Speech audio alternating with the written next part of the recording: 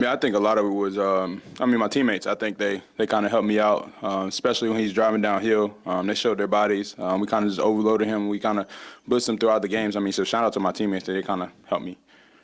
Davion Domas with history tonight. Just what was the celebration like in the locker room? And how cool is it to be a teammate of a guy that put himself in history? It's amazing, especially for Domas. How hard he works. But he was in the locker room. He's a humble guy. Domas is like the most humble guy ever. He just said we just got to keep winning games. He didn't really acknowledge that what he did was an amazing deal in this league. But it's amazing to see him do it. Especially to be on the same team with him. It's a blessing. Davion, aside from Tyrese Maxey, 29 points, you guys were able to hold the 76ers under 100 points. Was that something that you guys was concentrating on? Yeah, we just knew that, we didn't want anybody else to get in the rhythm. Tyrese Maxey was in the rhythm in the fourth quarter. We kind of blitzed them and try to make their teammates make plays and something that they're not used to doing. And I think that's what we did. And we protected each other and we was there for one another. Building off that, Davion, 4 of the last 8 games, y'all have held your opponent under 100 points. Another kind of scrappy physical game, but it almost seems like you guys are thriving in that right now. What's changed with this group? I think we're just being more physical. I think, especially with the lead not really calling that many fouls, we get to be more physical. Even Mike told us that we get to be more physical throughout the game. Because they're not really calling the ticky-tack fouls no more. So I think that's what we're doing. We're always got a hand on the teammate. We always got each other back, and I think that's what we're doing. Davion, obviously a big win tonight, and not to get too ahead of ourselves, but you guys have the Mavs tomorrow and Friday. Domas called this a mini playoff series, just with the back-to-back against them. What's your guys' mindset going against that team for the next 2 games, and kind of do you guys feel that playoff atmosphere? 100%, especially against them. It's a really good team, but I think tomorrow, we got to come out with energy. I think that the past back-to-backs, we didn't come out with energy. We kind of tried to play catch-up throughout the end of the game, and we failed. And I think tomorrow we just need to come out with energy like we did tonight, punch them in the mouth, and go from there. Hey, Davion, just would you obviously we see what you do every night defensively, offensively. What was working for you tonight, and were you looking for opportunities for yourself on that end of the floor?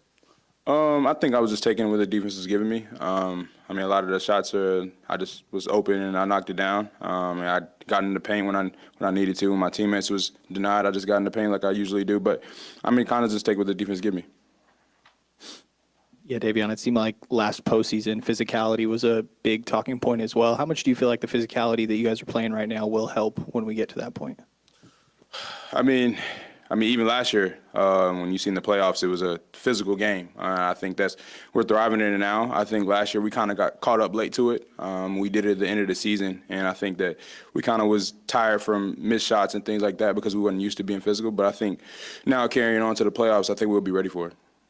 Thanks, everyone.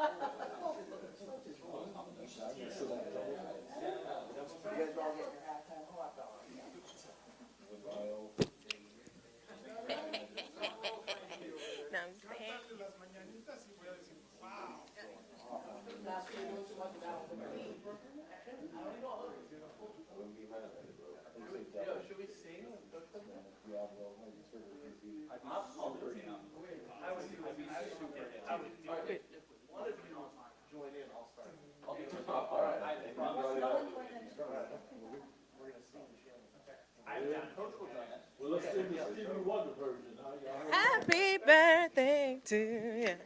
Happy birthday.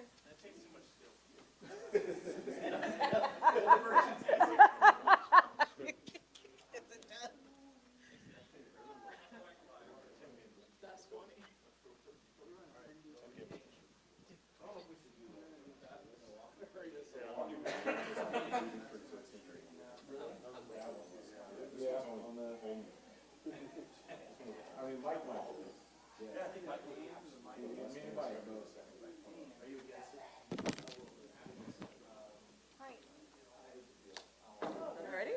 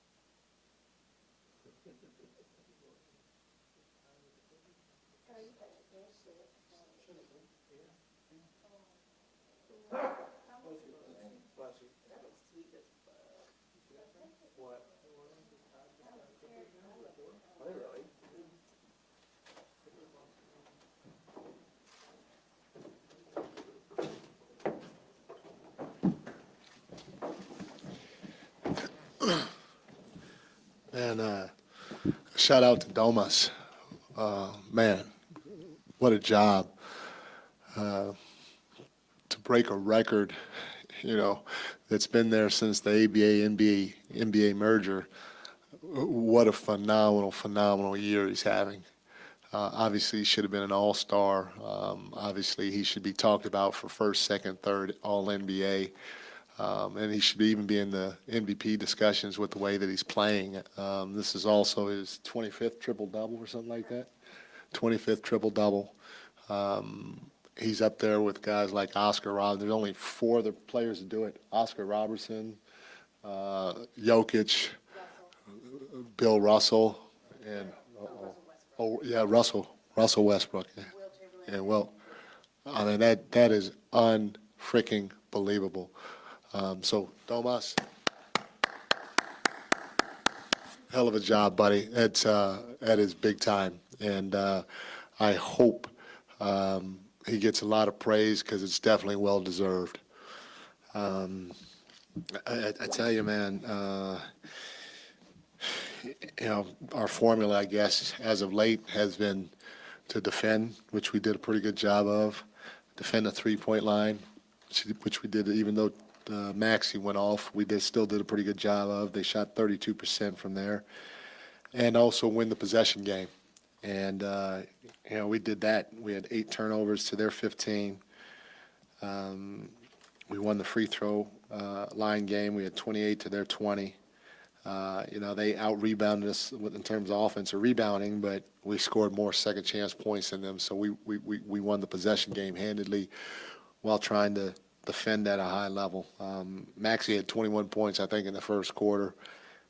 He had 8 the rest of the game, 3 points in the second half alone. And you're not stopping a player like that. You just want to make him work. And I thought our team did, led by Keon and Davion, teaming him all night. We told our guys to get out and run. They did a good job in transition. But like I said, just with our latest formula of defending while winning the possession game, that's why we ended up getting it done. Keegan was huge for us. Davion was huge off the bench. Alex Lynn was huge off the bench. We just had a lot of great guys, and it's kind of how we've done it most of the year. Just, we have a different guy or a new guy seemingly step up every single night. So great win by our guys tonight. Mike, how do you feel Domas digested the moment, or at least took in that moment from not only the crowd but even the teammates as well? Obviously, he gets so locked in for the games. I think he appreciated it.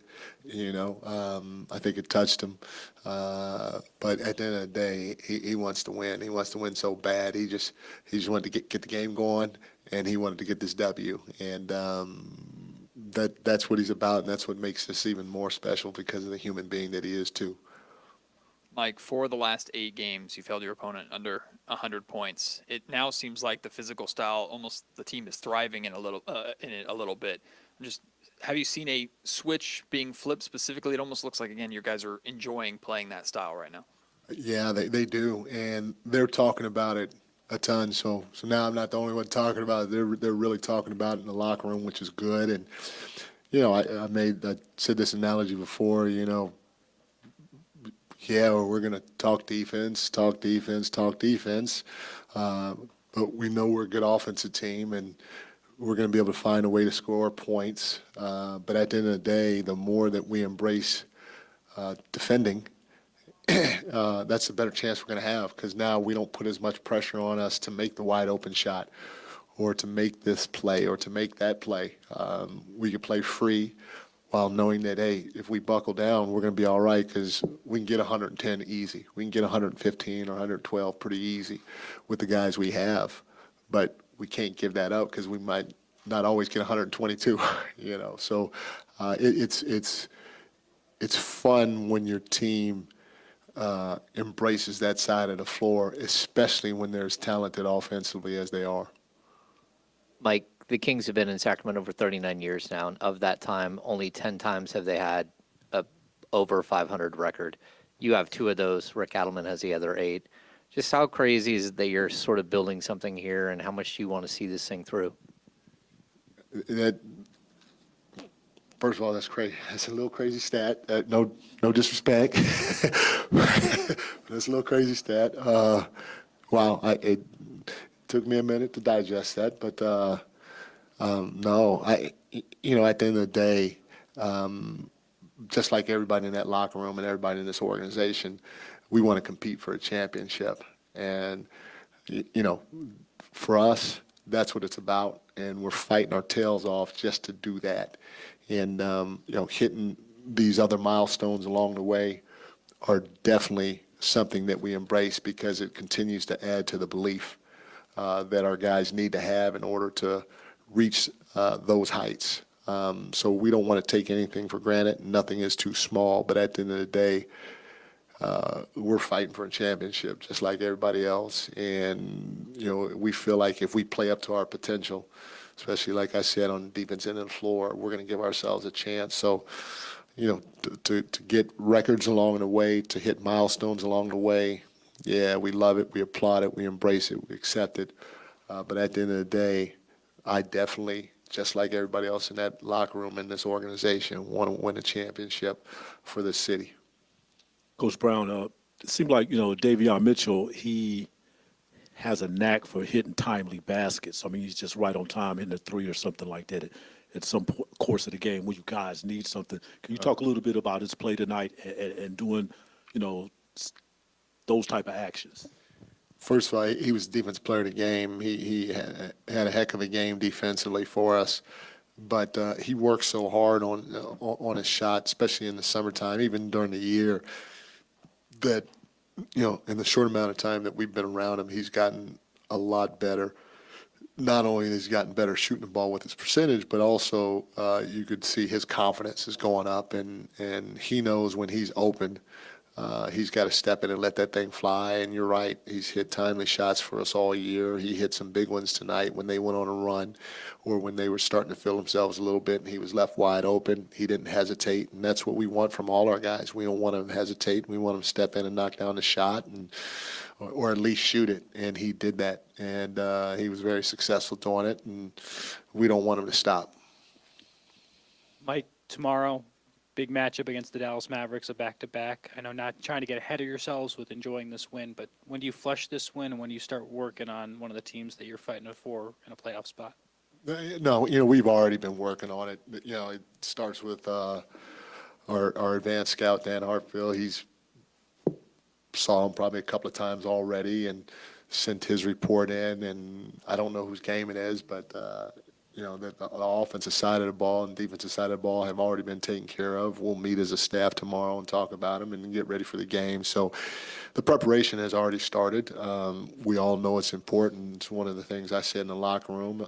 If we can find a way to get this win, then obviously we'll have the tiebreaker, which is really important. So tomorrow is a big game for us, and I think everybody knows it. Dallas knows it too. It's a big game for them, so it should be fun.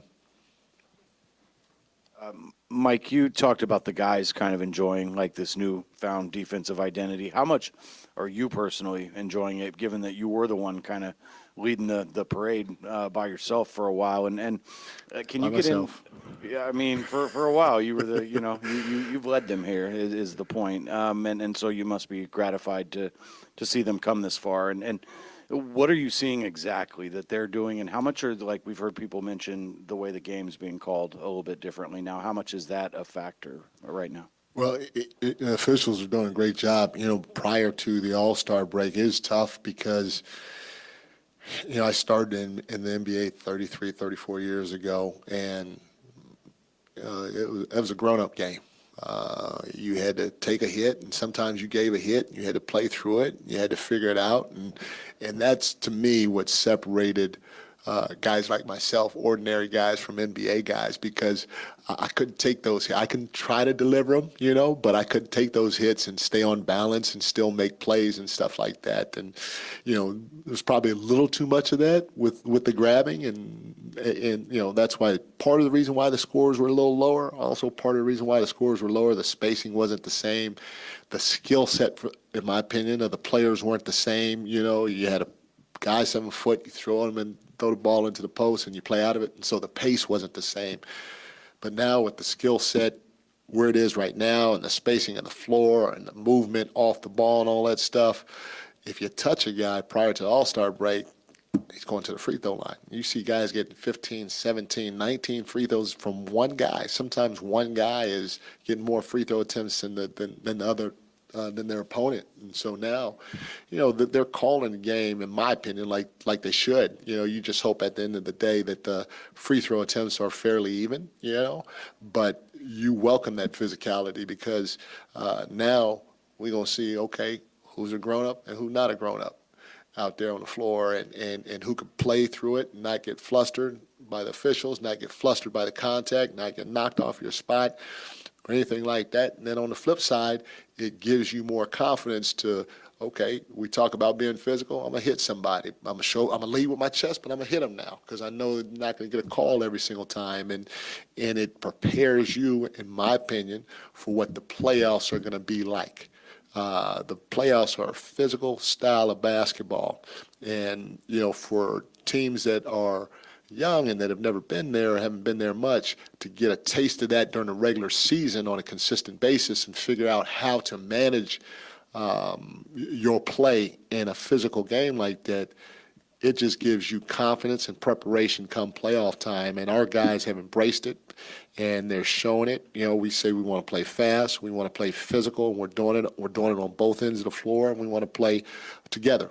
And you can see that we're still trying to move and share the basketball. And, I just love the fact that our guys embraced the teaching that we're trying to give them. I talked about, breaking things down more than any other team I've been with. And one of them is, contesting that three-point shot.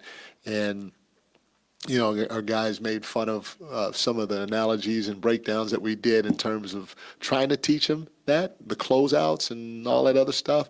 But, shoot, they are doing it to a T. And when you see, stuff that you talk about, stuff that you show them, stuff that you teach, translate out on the floor like that, to me, that's extremely gratifying as a coach. Mike, just real quick, what happened on your tech there? Did you lose track of where you were on the floor? I didn't notice it at first, but you ended up on the other side of half court. I did. I've been working out, so I lost a few pounds. I didn't know I was that quick. I didn't know I got down the floor that quickly. And so I looked up, and I had passed Nick Nurse, I think. so I tried to sneak back, and it didn't work. I thought I would get a warning at first, and so they gave me a tech. I didn't do it again because Malik stayed back. Hey, get your ass back. Get your ass back. Don't cross half court. So I had to honor what Malik said, because he was right. Thank you, guys. I think we made it through without a single spray-free or like one of the hot guys. We did a good job spraying the ball. We did.